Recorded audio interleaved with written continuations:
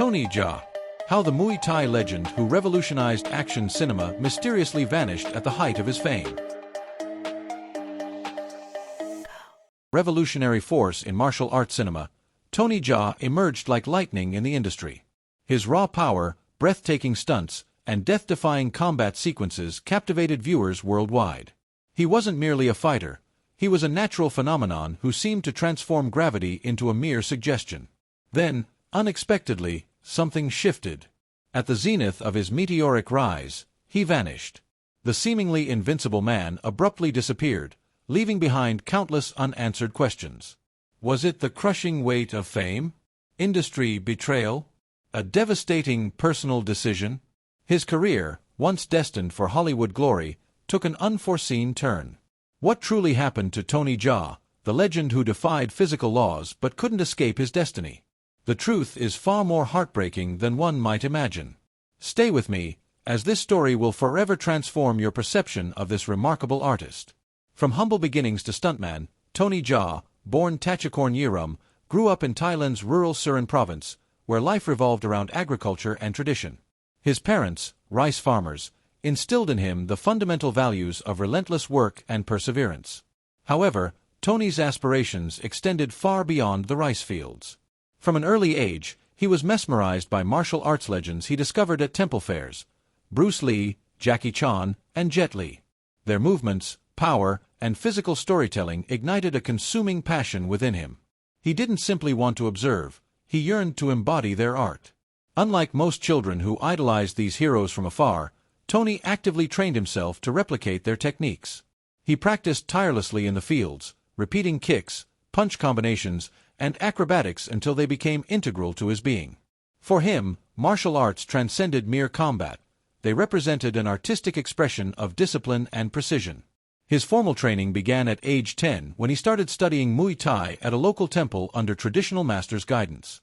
Lacking sophisticated facilities, he compensated with unwavering determination, developing the endurance and technique that would later define his career. As he matured, he participated in local competitions, gradually gaining recognition within his community. However, he had no desire to follow a conventional fighter's path. Instead, he glimpsed an opportunity to merge his martial arts expertise with cinema, like his idols before him. Tony's entrance into the cinematic universe materialized when he caught the attention of Punna Rittakrai, the legendary stunt coordinator and director. He invited Tony to join his stunt team, recognizing in him exceptional raw talent coupled with unrelenting tenacity. This moment marked a decisive turning point in Tony's life. Determined to prove himself, he devoted the next 14 years to stunt work, immersing himself in dangerous, demanding labor that often went unappreciated. He executed breathtaking stunts, doubling for major actors and even leaping onto an elephant's back for a commercial. Each stunt pushed his boundaries, but he rose to every challenge brilliantly, refining his movements in preparation for his breakthrough. Tony's stunt experience wasn't limited to physical endurance, it constituted a genuine cinematic education. Under Punna's mentorship, he mastered various martial disciplines, from Muay Thai to Taekwondo, Judo, and Aikido, while learning to make action cinematically compelling. Tony had been groomed for screen performance since childhood. Unlike many martial artists making this transition later in life, he learned to reconcile realism with action choreography's artifice. His fearless approach to perilous stunts, without relying on wires or digital effects, remarkably distinguished him from his peers, conferring upon him a truly unique combination of talents in the industry. Then, after years of pushing his limits behind the scenes, Tony Jaa finally seized his moment in the spotlight, and when it arrived, it was nothing short of explosive. The release of Ong-Bak in 2003 marked the inflection point in Tony Jaa's career, propelling him from anonymous stuntman to international martial arts sensation. The film was unprecedented. Tony performed each stunt himself, without digital effects, wires, or doubles. His gravity-defying acrobatics, lightning-fast strikes, and devastating knee and elbow techniques captivated action enthusiasts globally. Ong-Bak's raw, visceral energy established a new benchmark for martial arts films, earning Tony universal recognition. He was no longer simply a promising fighter or dedicated stuntman. He had established himself as an iconic figure in action cinema's new wave. Following Ong-Bak's success, Tony solidified his reputation with his next major film, Tom Yum Goong, released as The Protector in the United States in 2005. This time, He pushed action choreography's boundaries even further, showcasing a unique Muay Thai style inspired by elephant movements. The film's most iconic moment, a continuous 4-minute fight sequence through a restaurant, became legendary among martial arts aficionados. This one-take scene demonstrated not only Tony's physical prowess but also his ability to sustain intense action in an uninterrupted shot. His performances were redefining audience expectations for action films, influencing even established stars like Donnie Yen, who later acknowledged that Tony's work inspired him to elevate his own fight scenes. His growing global popularity made comparisons with martial arts legends like Bruce Lee, Jackie Chan, and Jet Li inevitable. Many considered Tony the next action superstar, capable of carrying martial arts cinema into a new era. His explosive style, rooted in traditional Muay Thai, brought raw realism to fight choreography, sharply contrasting with Hong Kong cinema's stylized, wire-heavy actions. Even Hollywood took notice, with directors and producers seeking to attract his talent to the global stage. Jackie Chan himself recognized Tony's incredible skill and wanted to include him in Rush Hour 3, an opportunity that would have further opened the Thai actor to Western cinema. Schedule conflicts with Ong-Bak too, however, forced him to decline this invitation. At his success's peak, Tony Jaa's career seemed unstoppable, but behind the scenes, problems were mounting. His relationship with his mentor, Punna Rittakrai, the man who had discovered and trained him, began deteriorating. Creative differences emerged, generating tensions that affected their collaboration. One major consequence of their strained relationship was the cancellation of a highly anticipated project, Sword. Although neither Tony nor Punna openly discussed their disagreement, the fractures were evident, and the impact was felt in Tony's professional trajectory. For someone who had built his success alongside his mentor, this rupture constituted a major turning point that would influence his subsequent industry decisions. Compounding his difficulties, Tony found himself increasingly constrained by his contract with Sahamonkel Film, the Thai studio managing his career from the beginning.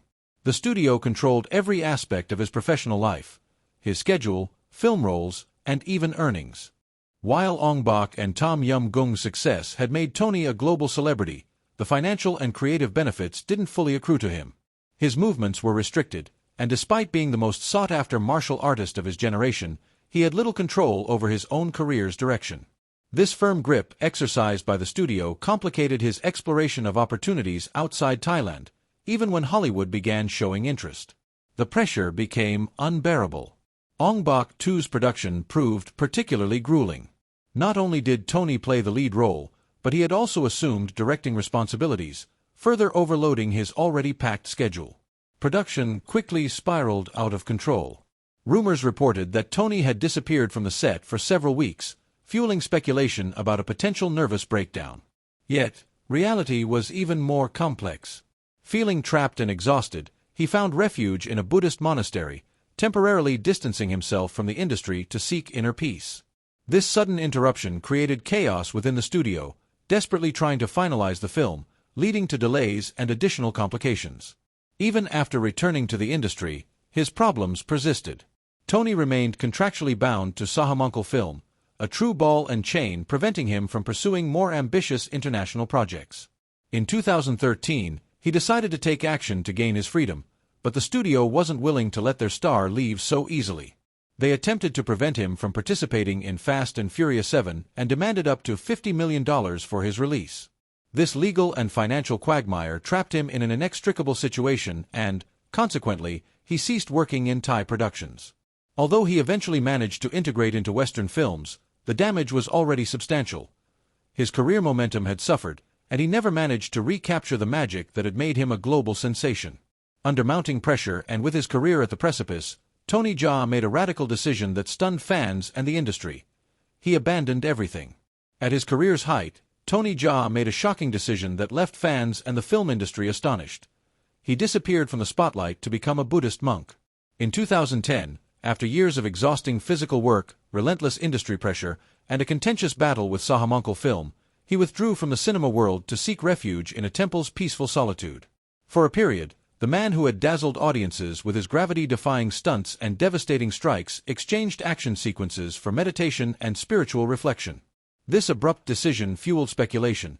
Some claimed he had suffered a nervous breakdown, while others believed he was attempting to escape his contract's legal and financial constraints. However, becoming a monk wasn't unusual in Thai culture. Temporary ordination into Buddhist monastic life represents a common tradition, often seen as a means for men to seek clarity and honor their families. For Tony, it appeared to be both a personal and spiritual reset. After years under the film industry's control, the temple offered him a rare sense of freedom, away from contracts, fame, and expectations. During this period, he followed a strict routine of meditation, prayer, and simple living, embracing Buddhism's principles. Although he never explicitly stated that his decision was motivated by industry hardships, many believe that his struggles with Sahamonkel film and celebrity pressures played a significant role in his retreat. This disappearance created a void in the martial arts world, intensifying fans' expectations for more breathtaking action and fueling rumors about his whereabouts. Some maintained he had definitively abandoned acting, while others claimed he was preparing his comeback. Meanwhile, the Thai film industry moved forward, and the considerable momentum he had gained with Ong-Bak and Tom Yum Goong began fading. Hollywood opportunities that could have propelled him forward were lost, and other martial arts stars like Donnie Yen and Iko Uwais took center stage in his absence. The genre had evolved, and Tony's retreat risked leaving him behind. Finally, after a long period of introspection, Tony was ready to return to the film world, but under radically transformed conditions. His star power's dominant aura had significantly diminished. Enthusiasm greeted Tony's return, but the industry had changed over the years, as had his career trajectory. His monastic sojourn had brought him inner peace but cost him precious time in the entertainment world's fast-paced environment. For Tony Jaa, the transition back to action films wasn't as straightforward as many would have hoped, and although he made his return, he never seemed to truly reclaim the legendary status he had once held. When Tony Jaa returned from his monastic period, Hollywood was already calling. His groundbreaking work in Ong-Bak and Tom Yum Goong had captured international filmmakers' attention, and growing demand emerged to integrate his unique martial arts style onto the global stage. Hollywood producers saw in Tony a potential action star capable of following in Bruce Lee, Jackie Chan, and Jet Li's footsteps. His first major Hollywood opportunity came with Fast and Furious 7 in 2015, where he shared billing with Vin Diesel and Paul Walker. This was a prestigious project that introduced him to Western audiences, but despite the enthusiasm generated by his participation, his role remained relatively minor. Although he had memorable fight sequences, particularly his intense confrontation with Paul Walker, fans quickly noticed that the film didn't fully utilize his abilities. Tony's Hollywood breakthrough continued with XXX, Return of Xander Cage in 2017, where he joined an ensemble cast featuring big names like Vin Diesel and Donnie Yen. Once again, hopes that this film would mark a turning point for him were disappointed. As in Fast and Furious 7, he didn't receive the same attention he had once commanded in his Thai films. The choreography was heavily stylized, and the raw, wire-free action that had made him famous was largely absent. Many fans believed that Hollywood didn't know how to properly showcase his talents, confining him to secondary roles where he was overshadowed by other action stars. The transition to Hollywood wasn't as smooth as it had been for Jackie Chan or Jet Li, and Tony struggled to break through in a way that would allow him to reveal his full potential. The language barrier constituted one of the greatest challenges for Tony, who had perfected his physical performance over several years. He faced a new challenge: acting in English. By 2014, he had mastered the language sufficiently to give interviews in English, but many believe this linguistic obstacle limited the roles offered to him. Hollywood action films often require charismatic heroes capable of handling humor and carrying dialogue-heavy scenes, an area where Tony excelled less. Unlike Jackie Chan, who used humor and found a unique niche in Hollywood, or Jet Li, who took on roles perfectly matching his stoic and mysterious persona, Tony was generally confined to characters offering few dialogues, forcing him to express himself mainly through fight scenes. Another major factor hampering his Hollywood career establishment was his prolonged conflict with Sahamonkel Film. The Thai studio had kept him under contract for years, and when Tony finally freed himself in 2013, it wasn't without consequences. The studio attempted to prevent him from appearing in Fast and Furious 7 and even demanded $50 million compensation. This legal battle meant Tony would no longer regularly work in Thai productions, completely cutting him off from the very industry that had made him famous. He continued to participate in films like Skin Trade, Never Back Down, No Surrender, and Triple Threat, but none could match the fame Ong-Bak had brought him. He received considerable exposure, but Hollywood offered neither creative freedom nor leading roles that could have established him as a global martial arts icon. Despite Hollywood's call, the spark that once defined Tony Jaa's career was beginning to fade, leaving fans wondering what had gone wrong, what his legacy would be, and what might have been. Tony Jaa's impact on martial arts cinema is undeniable. When Ong-Bak was released, it transformed the action filmmaking landscape, influencing fight choreography and raising realism standards in stunt work. His explosive style, rooted in traditional Muay Thai, introduced worldwide audiences to a rawer, more authentic form of on-screen combat. Even industry veterans like Donnie Yen admitted that Tony's emergence had pushed them to refine their own action sequences. The raw, wire-free action he brought to the screen made him an exceptional star in a genre increasingly dependent on special effects and highly choreographed, dance-like fight sequences. For a time, Tony was considered Bruce Lee and Jackie Chan's heir, many believing he would lead martial arts cinema into a new era. However, as quickly as he rose, Tony's momentum slowed. His struggles with Sahamonkel film, pressures related to directing Ong-Bak 2, and his brief monastery retreat all contributed to derailing his career. The studio's tight grip on his contracts prevented him from capitalizing on his fame's peak, and by the time he finally freed himself in 2013, much of the industry had already evolved. Although he eventually broke into Hollywood, he never enjoyed the same creative control Bruce Lee had in Hong Kong or Jackie Chan had in Hollywood. Unlike his predecessors, Tony couldn't shape his own narratives. He remained an interpreter in others' visions, rather than a filmmaker capable of defining his own legacy. Unlike his martial arts predecessors, Tony Jaa didn't develop his characters in depth. While Bruce Lee and Jackie Chan created their own distinctive alter egos, transcending fight scenes to enter the cultural sphere, Tony's characters often reduced to mere vehicles for action. In Ong-Bak, he delivered one of his few memorable lines, stating his identity and origins. Tom Yum Goong revolved entirely around his quest to retrieve a stolen elephant. Unlike Bruce Lee, who highlighted understanding combat motivations, Tony focused more on physical aspects and extreme sensations than emotional resonance. With so little substance in the plots, it became difficult for Tony to connect with audiences beyond his martial arts prowess, hindering his transition to other role types. Nevertheless, Tony Jaa's influence, despite these disadvantages, will remain significant in the action genre. His fight sequences continue to be meticulously studied, his stunt design inspires contemporary cinematic action, and his legacy undeniably shines as one of film history's most recognized martial artists. However, the question will always remain: had he benefited from greater freedom at his career's beginning, could he have legitimately walked in Bruce Lee's footsteps? Could the Hollywood world have properly cultivated these skills to make him a torchbearer for the next action star generation? Who knows? What's certain is that Tony Jaa may not have followed the path fans had always envisioned for him, but his contributions to martial arts cinema will forever be etched in history. What do you think? Did Tony Jaa deserve better, or did he find a different form of success? Share your thoughts in the comments below. If you enjoyed this in-depth analysis, click like, and if you're passionate about martial arts and action films, be sure to subscribe and activate notifications so you don't miss any videos. And don't leave just yet. Discover the next video on screen for more surprising stories about action cinema's greatest names. You won't believe what happened to this martial arts icon.